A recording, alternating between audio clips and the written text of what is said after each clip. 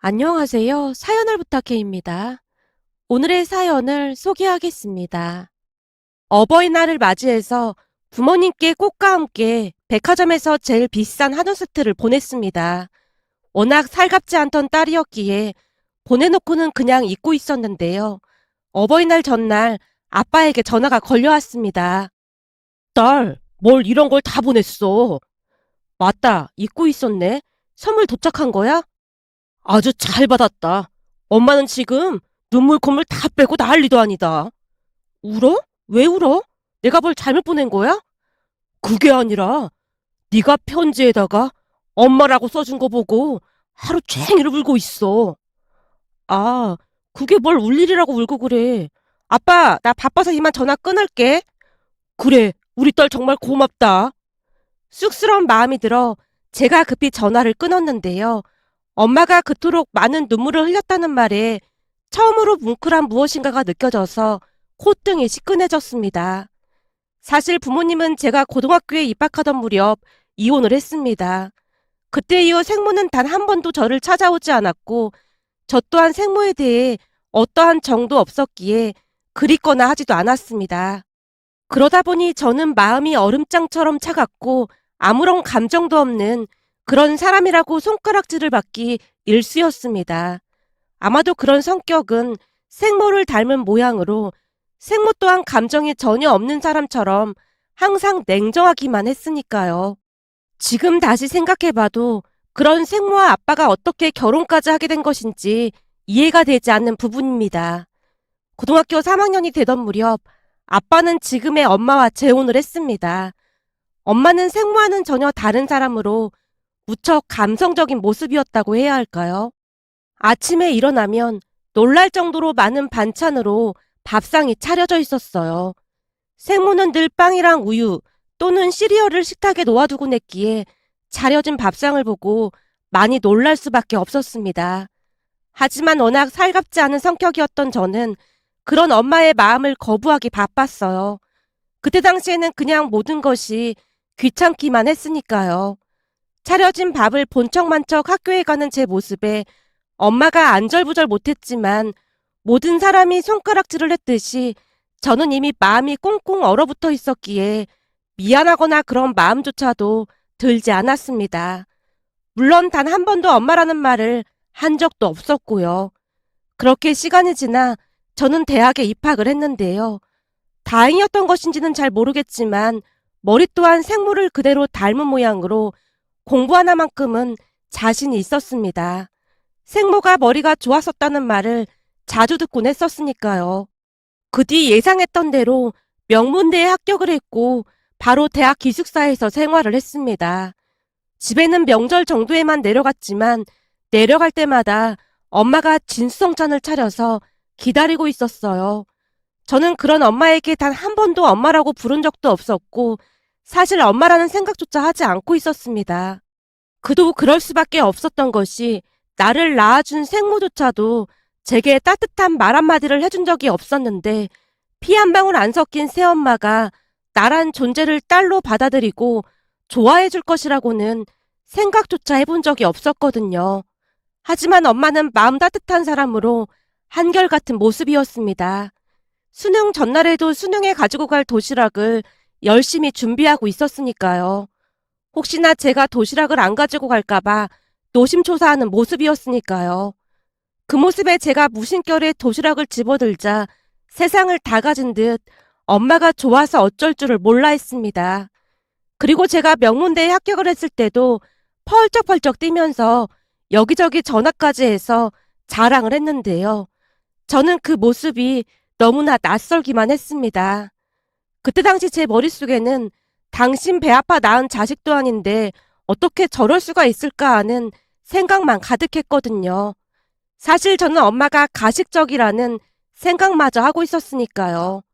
그 뒤 저는 알아주는 대기업에 취업 후 부모님께 선물을 보냈는데요. 제 선물을 받고는 엄마가 좋아서 눈물까지 흘렸다는 말을 들었습니다. 그런데 그날 전화를 끊고 난 뒤 아빠가 다시 전화를 걸어왔습니다. 영주야, 아빠가 할 말이 좀 있는데 말이야. 할 말? 무슨 말인데? 그게 그동안 네가 엄마에 대해 몰랐던 게 있는데 이제는 너도 알고 있어야 할 것 같아서 말이야. 내가 몰랐던 거라니? 무슨 말인데 그래? 사실은 네 엄마한테 네 또래 딸이 있었는데 사고로 세상을 떠났어. 그러니까 딸이 아빠랑 한나란 씨에 세상을 떠난 거지. 그러다 보니 아무래도 너한테 애착을 느꼈던 것 같아. 엄마가 낳았던 딸도 너처럼 얼굴이 새하얗고 눈도 너랑 꼭 닮았다고 하더구나. 사실 그동안 쭉 혼자 살던 네 엄마가 너 보고 재혼을 결심했다고 해도 틀린 말이 아니었거든. 난 그런 줄은 몰랐는데. 아빠가 이런 말 하는 건 네가 엄마를 오해하고 있는 것 같아서 하는 말이야. 내가 딱히 뭐라 말한 것도 없었는데. 네 눈빛에 고스란히 써있으니까 하는 말이야. 네 엄마 그렇게 나쁜 사람 아니다. 네 편지 받고 얼마나 눈물을 흘렸는지 모른다. 단지 네가 엄마라고 불러줬다고 말이야. 그러니까 너도 너무 밀어만 내지 말고 엄마 마음을 조금이라도 알아줬으면 좋겠구나. 아빠의 말에 알았다고 짧게 대답을 했지만 제게는 엄마의 과거가 꽤 크게 다가왔다고 해야 할까요?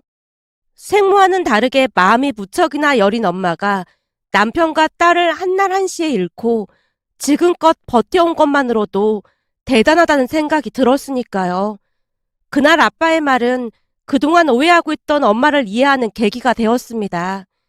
살면서 측은지심이라는 마음을 느낀 게 처음이었다고 해도 과언이 아니었으니까요. 그 뒤 엄마를 의심하고 또 의심했던 것이 많이 미안해졌기에 그 주 주말 오랜만에 본가에 내려갔습니다. 아무런 말도 없이 내려온 모습에 부모님의 얼굴에는 놀라움과 기쁨이 교차하고 있었어요. 네가 연락도 없이 웬일이야? 그냥 딱히 할 일도 없고 심심해서 내려갔어. 놀란 부모님의 표정에 제가 무심한 듯 말을 하자 엄마가 급히 물었습니다. 밥 안 먹었지?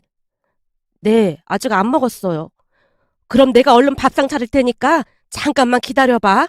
여보, 얼른 가서 장 좀 봐옵시다. 그럼 그럴까? 저기 그냥 간단하게 먹어도 될 것 같은데.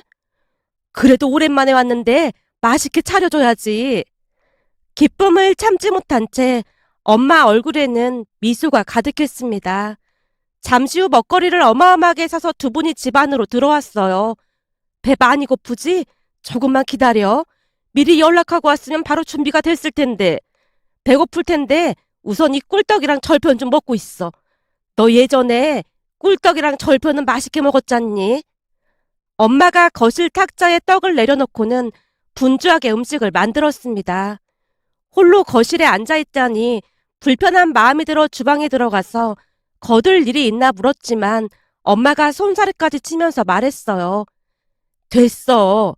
그 큰 회사에서 일을 하려면 보통 힘든 일이 아닐 텐데 집에 왔으면 푹 쉬어야지.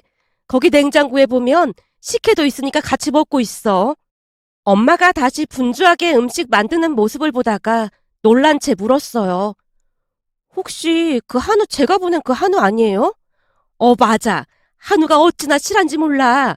엄청 비쌌을 텐데 뭐하러 이런 걸 사서 보냈어.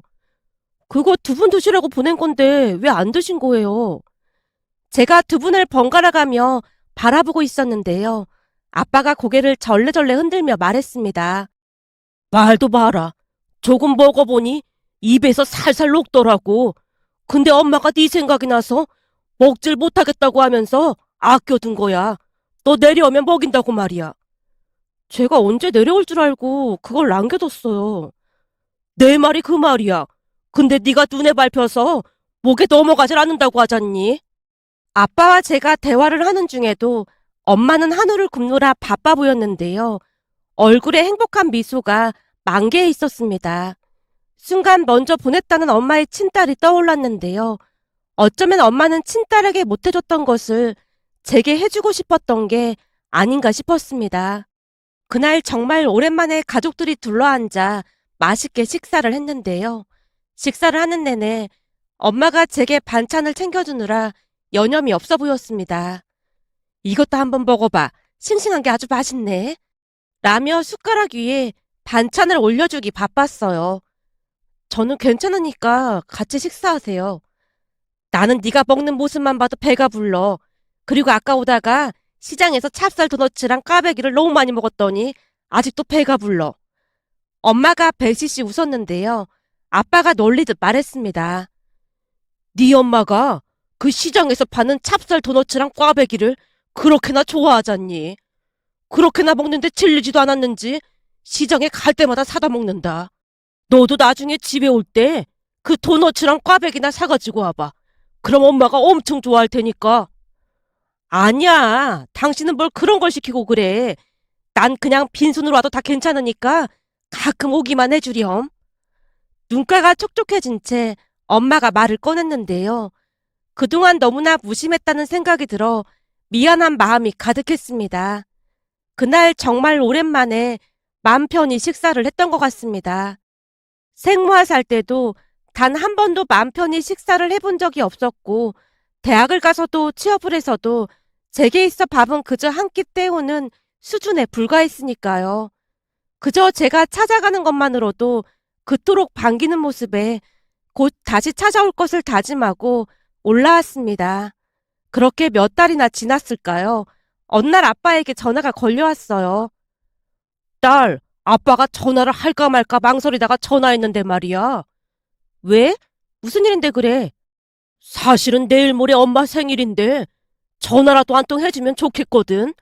그때도 말했지만 엄마한테 가족이라고는 우리밖에 없는데 서로 챙기면 좋을 것 같아서 전화했어. 못 내려오면 그냥 전화라도 한 통화 해줘. 내일 모레면 시간 낼 수도 있을 것 같아. 정말? 평일인데도 가능한 거야? 지금은 바쁘지 않아서 쉴 수 있을 거야. 내려갈게. 알았어. 그럼 엄마한테 그렇게 전할게. 아빠가 신난 목소리로 전화를 끊었습니다. 그렇게 엄마 생신날이 되었고 나름 선물을 준비해서 본가로 내려갔는데요. 문득 전에 엄마가 찹쌀 도너츠와 꽈배기를 좋아한다는 생각이 났습니다. 결국 본가로 가던 중 시장에 들러서 도너츠 가게로 향했는데요.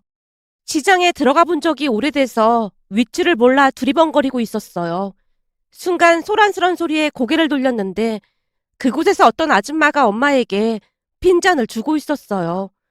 조금 가까이 다가가서 이야기를 들어보니 같은 동네에 사는 아줌마로 평소 말이 많은 그런 사람이었습니다. 피 한 방울도 안 섞였고 거기다 엄마라고 부르지도 않는다면서 딸은 뭔 놈의 딸이야.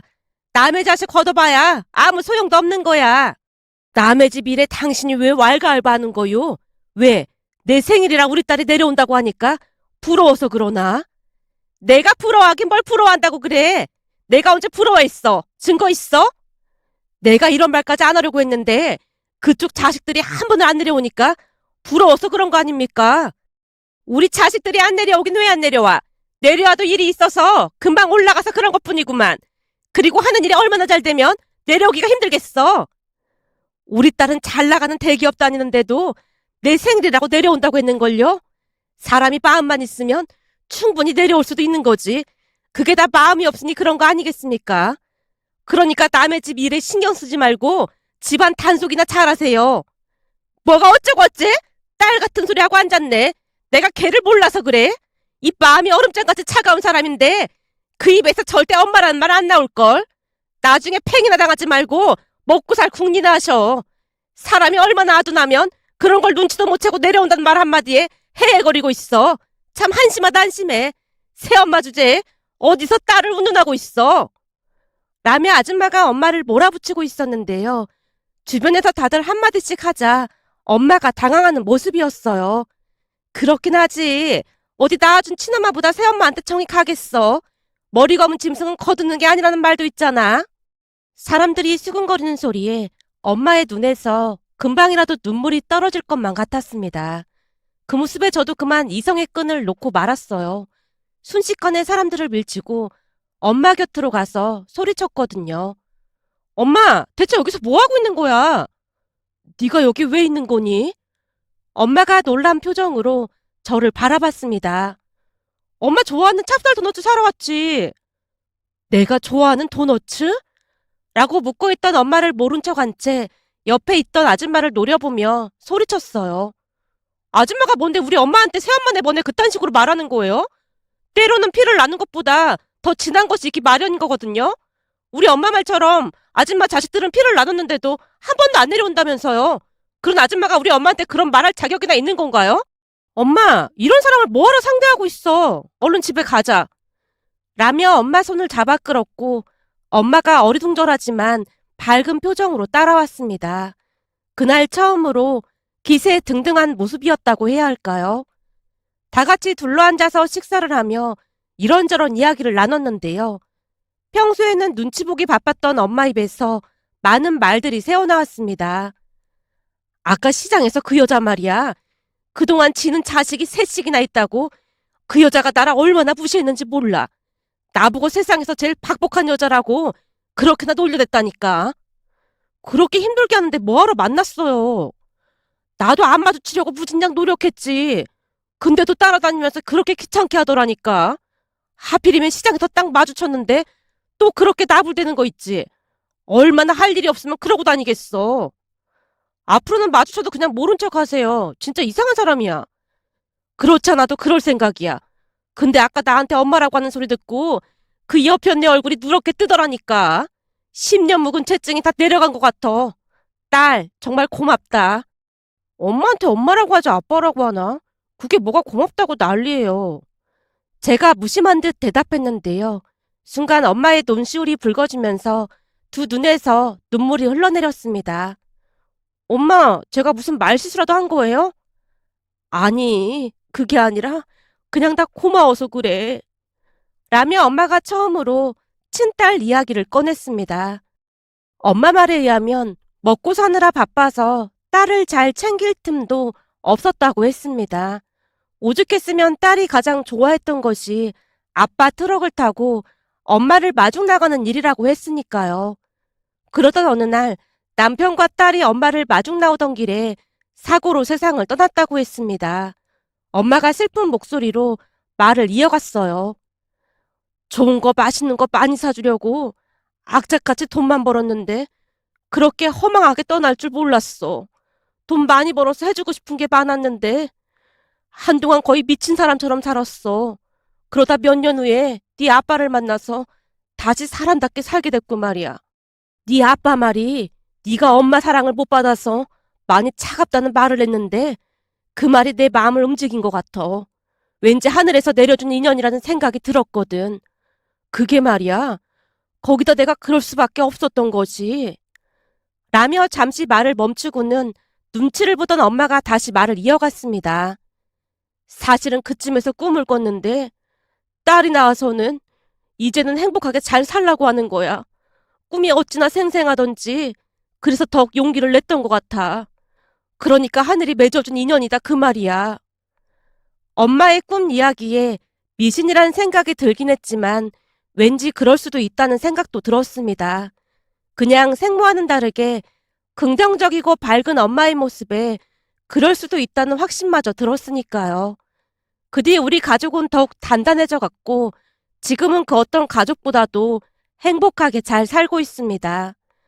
몇 번인가 생모에게 연락이 오긴 했지만 굳이 만나야 할 이유도 없었기에 만나지 않았고요. 며칠 전에도 본가에 내려갔는데 제가 사간 찹쌀 도너츠와 꽈배기를 맛있게 드시던 엄마 모습이 떠올라서 이렇게 글 남겨봅니다. 앞으로도 우리 가족에게 행복한 일만 가득했으면 좋겠습니다. 오늘의 사연은 여기까지였습니다. 즐겁게 보셨다면 구독, 좋아요 부탁드립니다. 고맙습니다.